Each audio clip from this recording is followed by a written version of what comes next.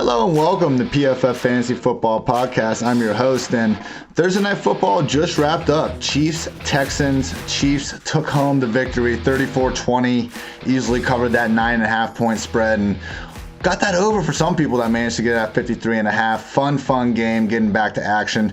Just want to quickly do a solo pod here. Going to go over some fantasy takeaways from the action, what to kind of expect moving forward, and then at the end, go over some of the injuries to look out for before this weekend's main slate. So thank you again for tuning in to the PFF Fantasy Football Podcast. I am your host, Ian Hartitz, and everyone, I am just so pumped football is back. That was such a fun game. One of the big takeaways to me was just the reality that, no preseason, we kind of wondered what would happen. Would the defenses maybe be causing a lot of problems early? And the answer is pretty much no, at least not with two offenses run by, two of the best quarterbacks in the entire league. So real fun game. I mean, both teams came out looking good. Texans struck first with a nifty David Johnson touchdown run. We'll talk more about him a little bit later, but truly, I kind of joked before the game about maybe him, getting back to looking like 2016 David Johnson, but he truly did. It was surprising. A guy that hasn't broken a lot of tackles over the past 2 years, even when he has been healthy, really was showing more shiftiness than we've seen in a minute. But, ultimately Mahomes just kept marching him down the field. We didn't get the typical diet of Chiefs, just massive explosive plays, but, credit to Mahomes for just consistently hitting mostly, Travis Kelsey, Sammy Watkins underneath. Claude Ebersoler was a complete terror in the run game. That obviously helped, but 17-17 lead going into half, nifty 27-yard touchdown run by CEH to put them up 24-7. Had a Watson pick after Honey Badger got to him as he was throwing. It was pretty much a route from that point, as Watson tends to do, when he is faced with these very few garbage time opportunities, he gets back to putting up numbers. But this game was over by the kind of beginning point of the fourth quarter. So going through the offense real quick, Mahomes, what more can you say about the guy? 24 for 32, 211 yards, 3 touchdowns, no interceptions. He had 2 touchdowns dropped by Demarcus Robinson early in the game, and the second one in particular, where he was rolling out to his left and throwing across his body, still managed to hit him right between the numbers. Would have been replayed into perpetuity by some of these media outlets out there, but he came back. He had Kelsey for a score in the next play. Again, he was just taking what was there, and that's the scariest thing about Mahomes. You see some of these stats we have about like tight window passers, and Mahomes doesn't even really rank that highly in the most aggressive quarterbacks in the league because he is so willing and able to take that check down that's usually schemed open for him in that great offense he's in. So he is the perfect mix of he can make any throw on the field, but he's also not afraid of taking what's there, and that's what he did so well tonight. Claude Ebersoler running really well, really backed up all of us that were out there saying this guy deserves to be treated as a top 6-7 running back in fantasy. 25 carries, 138 yards, and a touchdown. And then in receiving, actually didn't have a catch, only 2 targets, and that was like the part we were most excited about Claude Ebersoler coming out was all the great things he did at LSU as a receiver. But it's fine. The touchdowns are going to come even more in the fantasy points as well. And he's going to catch more passes this season. And the important thing is that Claude Ebersoler played 66% of the offensive snaps. Darrell Williams down there at 34%.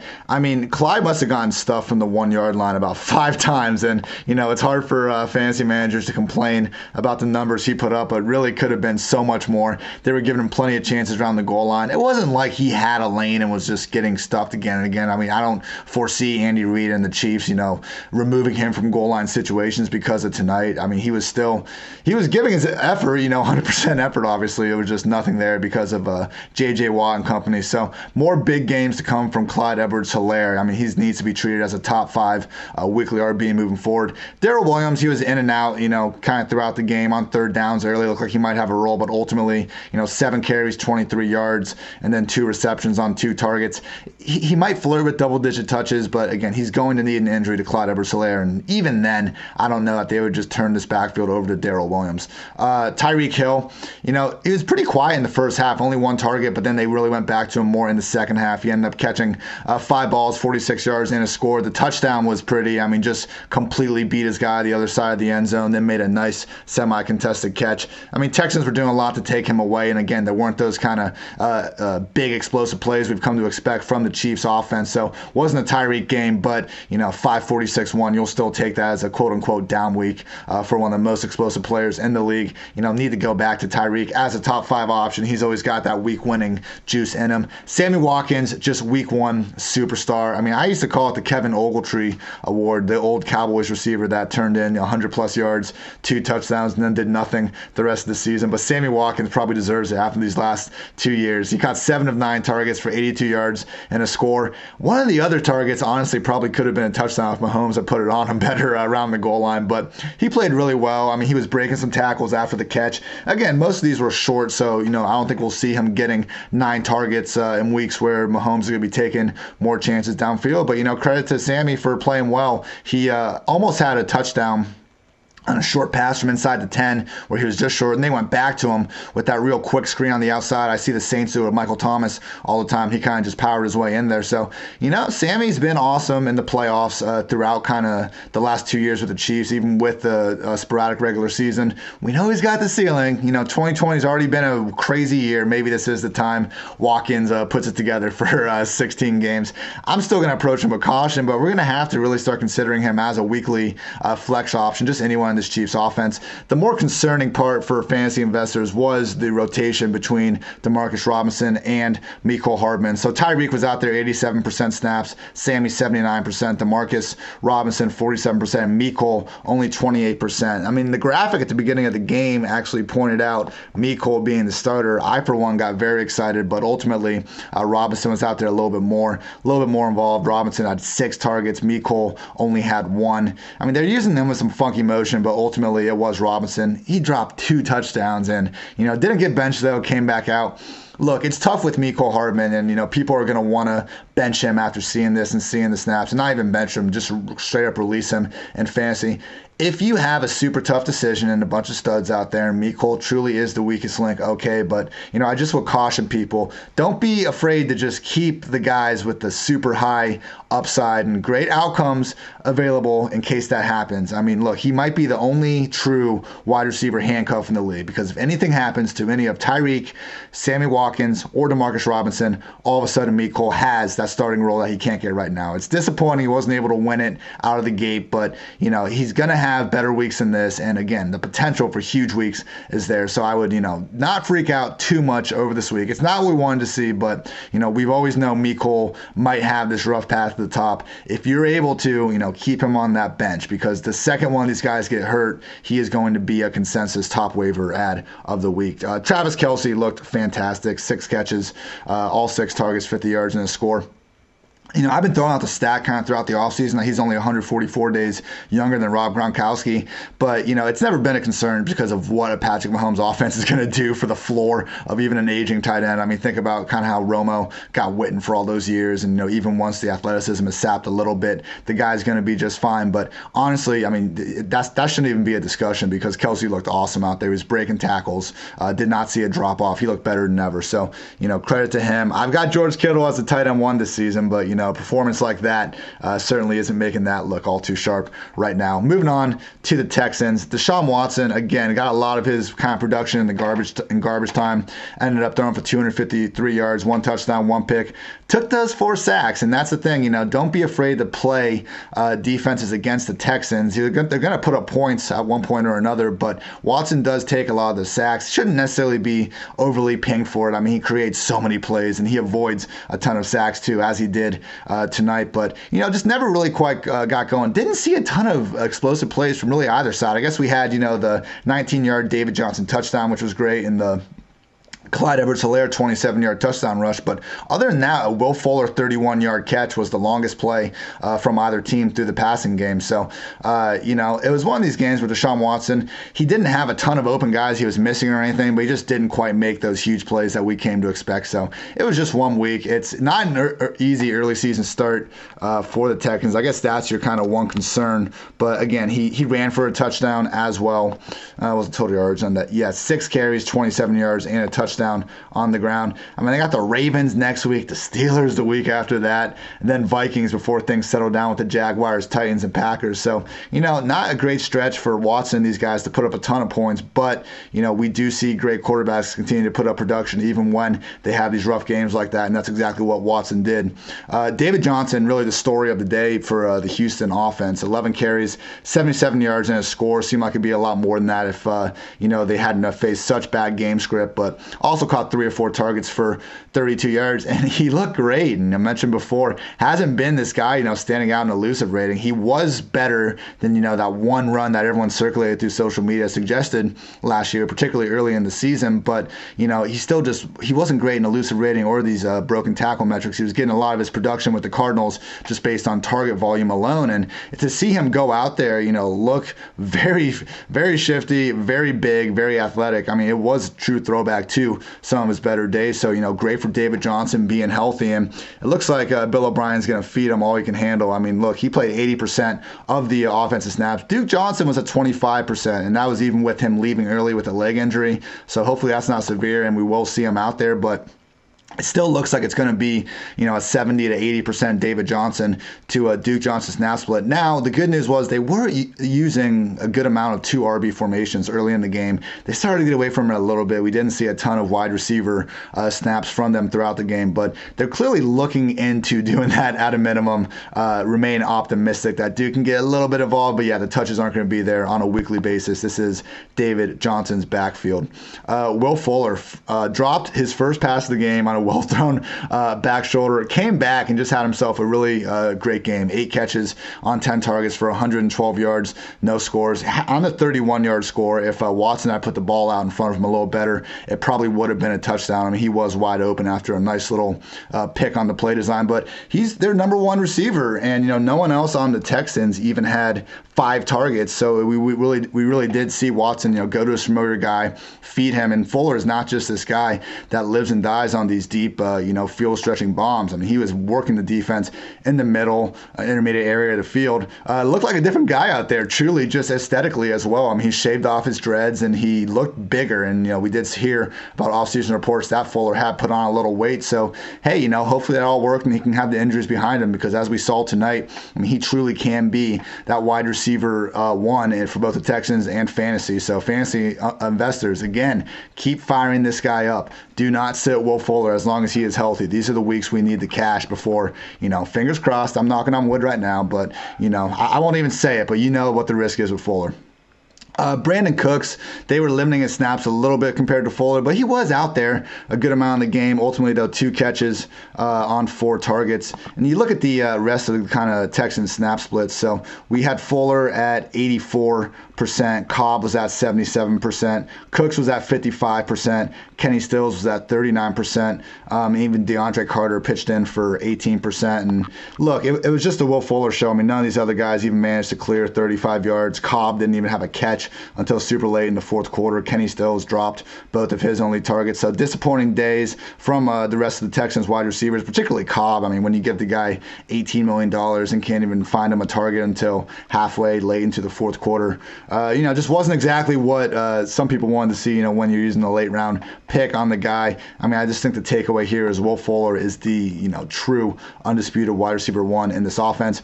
The tight ends continue to split reps pretty evenly. I mean, they use a lot more 2 tight end formations in Houston than I think people give them credit for. And we saw them kind of still do that tonight despite the wide receivers. Akins played 80% of the offensive snaps, and Darren Fells was down at 40%. So it was less than last year. I mean, these guys are both literally regularly clearing 50% in 2019. But to see Akins kind of take over from Fells was good to see. Fells finished with 19 yards, and as someone that bet his under on 21.5 yards, that was very good to see. And Akins 39 yards and a score. His touchdown probably shouldn't have counted because there was a false start, but they didn't call it. So, good on him. So that was the game, 34-20 Chiefs. Real quick, no nullified touchdowns. Again, Fuller and Watkins near the goal line were guys with better ball opportunities where with a better pass they could have scored. Demarcus Robinson dropped 2 touchdowns. And as for our just short guys, Claude Ebersoler was stuffed three at least times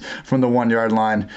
Sam was just short, then he scored, and then DeAndre Carter was also just held outside the end zone. I try to keep track of those four categories while I watch all these games: nullified touchdowns, better ball touchdowns, drop touchdowns, and just short. I mean, PFF has some really cool tools that can help you gather those, but just the more behind the box score things we can keep track of, the better. I'll send out a tweet at the end of every week with the leaders in those things. So that was the game. Fun times. Again, we have Texans, Ravens next week. That could be another potentially high-scoring game. And as for the Chiefs, they're going to go out and play the Chargers. So with Tyrod Taylor, and we'll see if those Chargers, investments in the defense can help keep them in the game. But that should be, another game where we see the Chiefs favored by well more than a touchdown. All right, everyone. I just want to go and touch on some injuries now to keep an eye on throughout this week. The NFL. They're going to release the final injury reports Friday between usually 1 p.m. and 5 p.m. Eastern time, but people aren't going to be ruled out until Sunday. And, just make sure you have some insurance in mind if one of these guys is playing on Sunday night, Monday night, or Sunday at 4, because there's nothing worse than, a guy we think is going to play getting ruled out an hour before the game, don't have a backup plan. So without further ado, injuries to keep an eye on entering week 1. Mike Evans, hamstring injury, not looking good, everyone. Back-to-back DNPs to start the week. I mean, he plays at 4 on Sunday, which sucks, and Bruce Arians said the Bucs will take it to the wire. I've dropped him really far in the ranks. I have him now wide receiver 33, one spot behind T.Y. Hilton, one spot ahead of Michael Gallup. Mike Evans is pretty scary to bench the guy when he's out there, but I was already downgrading him a little bit because of this shadow matchup against Marshawn Lattimore. I mean, literally got goose-egged against him last year. I know in 2018, Evans hung 147 and a touchdown on Lattimore in shadow covers. The battle's gone back and forth, but it's not an easy matchup. And with him banged up with limited snaps, in a strong possibility seemingly, I would suggest not to play Mike Evans if you have a similar top 25-ish wide receiver you're trying to pick from. David Montgomery with this groin injury is upgraded to full in Thursday's practice. He seems ready to go, and it didn't seem like a given, but the Bears really not going out and signing any of these running backs during these last few weeks, I guess should have tipped us off. As I would still expect more of a smaller snap count. In my taking stock of every backfield article, I believe I said Tariq Cohen 45% snaps, and then Montgomery around 35%, and then Cordero Patterson 25%. I think when Montgomery is fully healthy, we'll see Patterson, unfortunately, take a bigger backseat in the offense. But Montgomery this week at a minimum, I wouldn't confidently start him by any stretch of the imagination. Really think limited reps and or just general ineffectiveness is a possibility coming back from this injury. Miles Sanders with his hamstring has been limited in back-to-back practices to start the week. Would be nice to see him get in a full one on Friday. No setback though. It seems like he's going to go out there, and even though Peterson has said he'd be open to limiting his reps, I would be surprised if Sanders finishes with fewer than 60% snaps. I would be kind of fading him in DFS though, would not be going to him in cash. That Washington D-line, as we talked about in the podcast this week, low-key full of monsters, and I think there's some reasonable pivots there, particularly Mr. Kenyon Drake for just $100 more on DraftKings. Jalen Reagor with his shoulder injury got back to a full participant on Thursday, so he might be able to play. And you know what? That's not scaring me off of Deshaun Jackson. I think if anything, it's going to help in DFS and lower that potential ownership. I am still firing up D-Jax in this revenge game. Jalen Reagor, like these other guys, I am concerned about the limited snaps. And just with everyone with these injuries, we can't just assume they're going to be thrown out there without having preseason. It would not be surprising at all to see teams take it more cautious than ever. So, I think it impacts the other players in their offense a little bit, but more than anything, if these guys play and they're just almost distractions on the field, or meant to at least be that, then it really could just help impact the other guys we were looking to start. Brandon Ayuk with the hamstring injury. He did not practice on Wednesday. He got in a limited session on Thursday. Meanwhile, Deebo Samuel back-to-back DNPs to start the week. It's, I like the Jimmy G, Kittle, McKinnon stack. Maybe throw Kendrick Bourne in there. I am not going to either Deebo or Ayuk until we have some sort of certainty on their health and snap counts. Courtland Sutton, sprained AC joint. Word from Schefter is that reportedly we will see how things go from here. So really no word, but apparently, it's not this brutal injury that could have potentially landed him on IR. I hope so. I'm not a doctor, but from what I understood, it's not super severe. So keep an eye on Courtland Sutton. That Friday practice participation and game status should tell us a lot. Kenny Golladay, midweek hamstring injury, not good. He hurt at practice. I already dropped him down. I was really high on him this week, wide receiver 5, but he's down to wide receiver 12 for me behind Robert Woods, one spot ahead of DJ Moore. Patricia really talked it down, but if he's not practicing again on Friday, he's going to start flirting with the lower part, maybe a borderline to wide receiver 2 for me. I mean, look, Galladay's awesome when healthy, but again, these hamstring injuries, they're popping up everywhere, and we don't want to mess with them. Mike Williams with his shoulder injury, limited in practice throughout the week. Anthony Lynn, the Chargers coach, said he'd likely be a game-time decision. We've seen them use pitch counts with Mike Williams before. We've seen him get hurt before. I can't put a number behind this, but I feel like that guy makes so many catches where he just can't even brace himself. They're spectacular down the field, contested divers, so fair play to him for making it, but man, I wish he could stay a little bit healthier some of these times. Davina Zigbo, Jaguars running back, has been placed on the injured reserve due to a hamstring injury.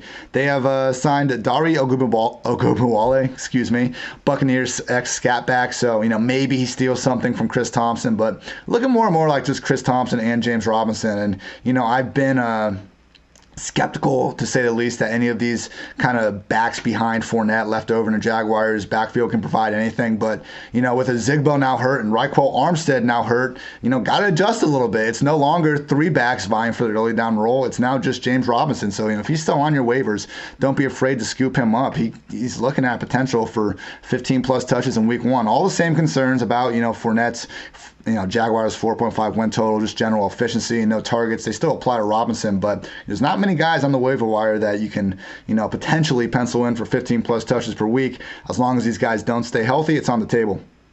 Devonte Parker with a hamstring injury, limited in back-to-back practices. Preston Williams with the knee is also limited. Sounds like these guys are going to play, but, if it's a tiebreaker, I would start whoever the other guy is, not Preston. I'm sorry, not Devonte. Worry about the Stephon Gilmore matchup. And look, I fully realize Parker won in a big way week 17, but still not a guy you should want to mess with. Darrell Henderson with a hamstring is practicing in full. McVay's optimistic he'll play. Says he wants and plans to use a 3 RB committee.